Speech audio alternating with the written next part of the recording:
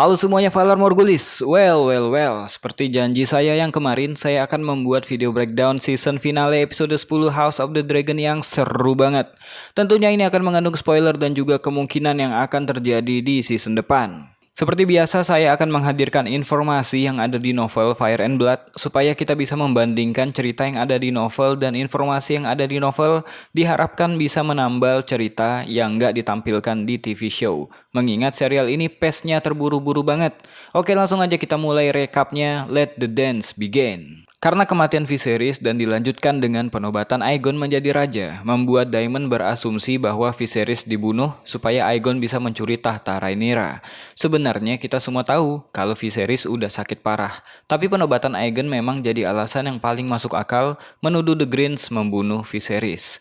Di serial dikabarkan kalau waktu kematian Viserys nggak jelas, karena Rhaenys dikurung di kamarnya. Tapi nggak mungkin lebih dari 2 hari sejak kepulangan Rhaenyra ke Dragonstone. Kayaknya di serial ini, kubu The Greens dibuat agak manusiawi. Beda dengan informasi yang ada di novel. Dikatakan hari berganti dan berganti, nggak ada Septon ataupun Silent Sister yang dipanggil ke kamar tempat King Viserys berbaring, di mana tubuhnya membengkak dan membusuk. Udah jelas, itu bukan sehari 2 hari. Kemungkinan bisa seminggu jasadnya dibiarin. Bahkan gak ada bel dibunyikan. Raven yang terbang pun ditujukan pada House yang bisa mendukung posisi Hightower. Kembali ke episode 9, di mana Rhaenys bisa aja memerintahkan Melis untuk mendrakaris kubu The Greens di Dragon Pit. Hal yang disesali Daemon. Tapi Rhaenys mengatakan bukan hak dia memulai perang itu. Gak ada alasan bagi dia untuk mendrakaris mereka semua. Mendengarkan kabar itu membuat Rhaenyra mengalami kontraksi hebat di kehamilannya yang belum cukup waktu. Ini kali kedua kita ngeliat adegan Rhaenyra melahirkan. Performa Emma Darcy memang another level, membuat saya yang nonton mengerjit sepanjang adegan persalinan ini. Ngilu-ngilu gimana gitu, apalagi dia sendiri yang narik bayinya keluar. Lain atau kalimat yang sama dengan yang ada di novel juga kita dengar di serial ini ketika Rhaenyra berteriak get out, get out, get out, menyuruh bayinya untuk cepat keluar karena dia udah kesakitan setengah mati. Di novel diceritakan bayinya itu dilahirkan cacat. Kalau di serialnya, bayi yang dilahirkan normal, tapi meninggal. Bayi itu kemudian diberi nama Visenya. By the way, kalau di novel, Rhaenyra langsung menyalahkan The Greens atas kematian Visenya. Mereka mencuri tahtaku dan membunuh anak perempuanku. Mereka akan mendapatkan balasannya karena itu. Beda dengan di serial, di mana karakter Rhaenyra gak mau menjadi sebab pertumpahan darah terjadi. Tampaknya kemarahan Rhaenyra lebih terkendali di serial ini daripada di buku Fire and Blood. Di serialnya, Otto Hightower datang memimpin pasukannya ke Dragonstone untuk menyerahkan syarat pada Rhaenyra. Padahal kalau di novel, Otto nggak ikut rombongan ini. Sebagai gantinya, Maester Orwyle yang datang. Di adegan ini dia juga ikut sih. Kalau di serial, Rhaenyra ngelepas pin The Hand of the King yang ada di dada Otto. Kalau di novel, Rhaenyra mengatakan pada Orwyle, kau bukan Grand Maester dan kau cuma membawa penghinaan dan aib kepada rantai yang kau pakai. Rhaenyra kemudian melepas rantainya Maester Orwyle dan memberikannya pada Maester Gerardis. Rhaenyra mengatakan pada Orwyle, katakan pada saudara tiriku, aku akan mendapatkan tahtaku atau kepalanya. Bisa dilihat dong, gak ada kata damai di karakter Rhaenyra di versi novel. Sebenarnya heran juga ngelihat Otto datang, sama aja cari mati. Karena posisinya bisa menjadi alat tukar yang berharga jika dia dijadikan sandera. Tapi ya, karena karakter Rhaenyra yang ada di serial beda dengan yang ada di novel, jadinya pertemuan ini berjalan dengan damai. Nah, adegan ketika Otto mengingatkan Rhaenyra tentang persahabatan Alicent dan dirinya dengan memberikan lembaran kertas dari buku yang Rhaenyra robek di episode 1 ketika Alicent mengajarinya sejarah, ini nggak ada di novel. Adegan ini benar-benar disesuaikan untuk serial TV-nya. Setelah pemakaman Visenya, Sir Eric datang dengan membawa mahkota King Viserys yang dia curi dan kemudian membawanya kepada Rhaenyra. Kedatangan Sir Eric di sini menjadi obat kesedihan bagi Rhaenyra dan Daemon. Rhaenyra kemudian dimahkotai di sana. Beda lagi dengan di novel. Ketika King Viserys dipastikan udah meninggal, konspirasi untuk menobatkan Aegon menjadi raja pun dimulai. Para Kingsguard dipanggil ke Small Council untuk bersumpah. Ada 5 Kingsguard waktu itu. Ada Sir Criston, Sir Arik, Sir Rickard, Sir Stephen, dan Sir Willis. Sedangkan Sir Eric udah ada di Dragonstone sejak awal. Posisi Sir Stephen dan Sir Eric ditukar di serial ini. Sir Stephen lah yang sebenarnya mencuri mahkota King Viserys untuk dibawa ke Dragonstone dan diserahkan kepada Rhaenyra. Lucunya di serial ini, Sir Stephen malah dipaksa setia oleh Daemon di hadapan Caraxes. Kisah Sir Arik dan Sir Eric memang menyedihkan nantinya. Mungkin showrunner ingin kita mengenal lebih banyak karakter saudara kembar ini supaya lebih familiar karena kedepannya bakal ada side story dari mereka selain peristiwa Targaryen Civil War. Setelah Rhaenyra dimahkotai sebagai ratu, dia memimpin The Black Council pertama kalinya. Kelihatan banget Rhaenyra masih bingung untuk memerintah. Malahan Daemon yang lebih mendominasi seperti pengambilan keputusan dan strategi. Pertemuan ini mereka adakan di Painted Table. Saya puji lagi deh orang-orang yang ada di production designer yang menciptakan Painted Table di serial ini. Benar-benar keren. Painted Table adalah meja ukiran dengan ukuran yang besar yang menggambarkan peta Westeros. Dulu meja ini dipakai oleh Aegon the Conqueror untuk merencanakan invasinya ke Westeros. Di serial ini Painted Table dibuat menyala karena api yang ada di bawahnya memberikan cahaya untuk ukiran yang ada di meja. Beda dengan Painted Table yang ada di Game of Thrones, kita bisa lihat ketika Daenerys mengadakan small council meeting dengan Lady Olenna, Yara Greyjoy, dan Ellaria Sand. Penampakan mejanya nggak semegah yang ada di House of the Dragon. Sebenarnya Rhaenyra dan Daemon itu satu tujuan, yaitu perang melawan The Green. Tapi dikarenakan di serial ini Rhaenyra dibebankan oleh King Viserys tentang penyatuan semua kerajaan berdasarkan ramalan Aegon the Conqueror, makanya terjadi perbedaan pendapat antara Rhaenyra dan Daemon. Rhaenyra nggak mau perang. Jikalau terpaksa berperang, itu karena bukan dia yang memulai. Sebaliknya, Daemon ngebet banget pengen nyerang King's Landing. Rhaenyra nggak tahu kalau Daemon ternyata nggak tahu tentang ramalan Aegon. Dikarenakan Viserys nggak pernah memberitahunya.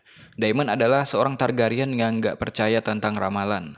Karena Aegon the Conqueror, leluhur mereka, udah ngasih bukti bahwa dengan naga lah mereka bisa mendapatkan tahta. Kembalinya Corlys dan kemenangannya di Stepstone tentu merupakan kabar baik.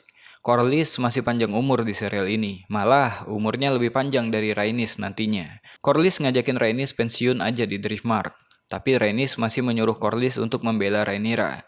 Sebenarnya, Corlys nggak mau, karena menurutnya Rhaenyra adalah orang yang bertanggung jawab atas kematian Laenor.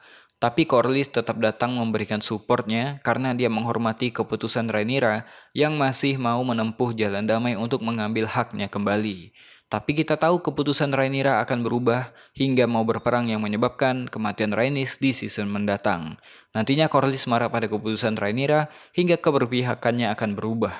Untuk mendapatkan kekuatan tambahan, Rhaenyra mengizinkan Jace dan Luke untuk pergi mencari dukungan. Jace disuruh ke Riverrun dan ke Winterfell, sedangkan Luke pergi ke Storm's End. Di episode ini kita ngelihat Joffrey. Sebenarnya kalau di buku, dia juga mau berpartisipasi. Tapi dia dilarang karena masih berumur 11 tahun. Di TV show, Joffrey masih 6 tahun. Ya, jadi nggak mungkin juga dapat kesempatan. Tujuan kepergian Jace dan Luke juga sama dengan yang ada di novel. Luke disuruh ke Storm's End karena jaraknya yang dekat, sementara Jace harus ke The Vale dan ke Winterfell. Perjalanan Jace kayaknya akan berlanjut ke season 2. Saya jadi nggak sabar ngeliat gimana serial ini menciptakan penampakan Aerie dan Winterfell di serial ini.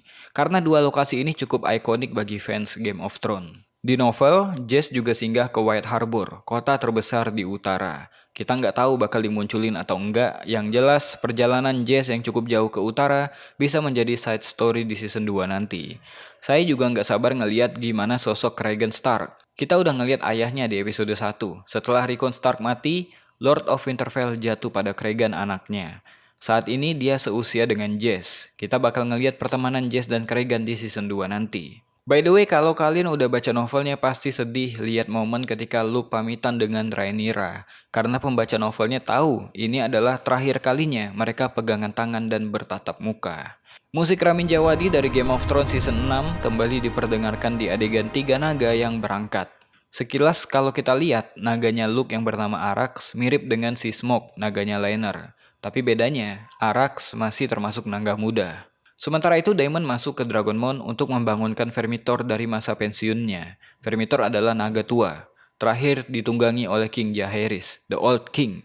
Setelah King Jaehaerys mati, Vermithor nggak diklaim siapapun. Vermithor ini adalah naga terbesar kedua setelah Vhagar ketika peristiwa The Dance of the Dragon. Ada satu naga besar lagi yang disebutin Daemon yaitu Silverwing, naganya Queen Alysanne, adik sekaligus istri dari King Jaehaerys. Kalau di novel, naga-naga ini memang disebutkan. Daemon dengan Caraxes, Rhaenyra punya Syrax, 3 anaknya punya Vermax, Arax, dan Tyraxes. Bahkan Aegon the Younger udah punya naga buna bernama Stormcloud. Rhaenys punya Melis dan Baela punya Moondancer. Kemudian ada 6 naga yang bersarang di Dragonmount. Mereka adalah Silverwing, Seasmoke, dan Vermithor. Daemon juga menyebutkan 3 naga liar yang bersarang di sana yang gak pernah diklaim atau ditunggangi sebelumnya. Orang-orang memanggil 3 naga itu dengan sebutan Ship Stealer, Grey Ghost, dan The Cannibal. Rhaenys menyuruh mencari rider untuk Silverwings, Vermithor, dan Seasmoke, sehingga mereka akan punya 9 naga melawan 4 naga Aegon. By the way, di novel Kubu The Green memang punya 4 naga ya, karena Daeron dan Tessarion termasuk. Kalau di serialnya cuma 3 naga aja. Dengan begitu, perang akan kita menangkan, kata Rhaenys. Tujuan Daemon masuk mencari Vermithor bukan untuk dia klaim, karena naga akan terikat dengan 1 orang saja, kecuali orang itu mati. Dia hanya ingin membangunkan Vermithor untuk nanti dicarikan ridernya. Daemon menyanyikan semacam lullaby dengan bahasa Valeria untuk menenangkan Vermithor. Lagu yang mungkin pernah dinyanyikan oleh King Jaehaerys I kakeknya, dan bukan gak mungkin Daemon pernah mendengarkan King Jaehaerys menyanyikannya untuk Vermithor. Jace tiba di Storm's End, bertemu dengan Lord Boros, anaknya Bormund Baratheon yang pernah kita lihat di episode 1 dan juga episode 4 ketika menemani Rhaenyra dalam tur pernikahannya. Beda dengan Lord Bormund, Lord Boros terkenal angkuh dan sombong. Dia nggak peduli dengan sumpah setia ayahnya pada Rhaenyra. Dia lebih menerima utusan Aegon, yaitu Aemon, karena Aegon menawarkan proposal pernikahan. Ketika Luke disuruh pulang, Aemon memprovokasi Luke dengan sebutan Lord Strong. Aemon membuka penutup matanya dan memperlihatkan mata palsu berupa permata sapir berwarna biru. Keren sih, tapi jadi lebih kelihatan kayak supervillain di film superhero. Perseteruan mereka berdua ini jadi satu adegan krusial buat menutup season 1. Apalagi kita ngeliat perubahan karakter Aemon. Kenapa dia ngerasa menyesal dan ngerasa bersalah setelah dia membunuh Lucerys dan Arax. Padahal kayaknya dia adalah tokoh yang jahat yang seharusnya bangga dengan itu. Balik lagi bosku, ini adalah serial Game of Thrones di mana kita nggak bisa langsung memberi label baik atau jahat pada setiap karakter. Terbukti Aemon bukan karakter satu dimensi. Di episode ini kita dilihatin sisi manusiawi di diri Aemon. Yang pertama, Aemon memang dendam pada Luke, tapi dia nggak benar-benar berniat untuk membunuh keponakannya itu. Karena membunuh garis darahnya sendiri adalah hal yang tabu dalam budaya Westeros, terutama House Targaryen. Mungkin kalian pernah dengar istilah kinslaying, yang mana jika membunuh anggota keluarga sendiri, dipercaya hidupnya akan penuh kutukan. Kalau di novel yang paling terkenal adalah peristiwa Maegor membunuh keponakannya sendiri, yaitu Aegon, anak dari King Aenys I untuk merebut tahta dari keponakannya sendiri. Setelah itu dia menderita karena tahta yang dia curi. Maegor punya 3 istri. Setiap malam dia ngasih nafkah batin sama semua istrinya itu, tapi tetap aja nggak dikasih anak dan nggak ada pewaris selain anak-anak dari saudaranya yaitu Aenys. Aemon juga nanti akan dikenal sebagai Aemon the Kinslayer. Aemon bisa aja dihantui oleh kutukan Kinslaying ini. Saya pikir Aemon cuma mau menakut-nakuti Luke dan Arax dengan Vhagar naganya. Lanjut ke poin 2, nyatanya naga nggak bisa dikendalikan secara penuh oleh ridernya. Insiden ini terjadi karena Vhagar dan Arax bergerak di luar kendali Aemon dan juga Lucerys.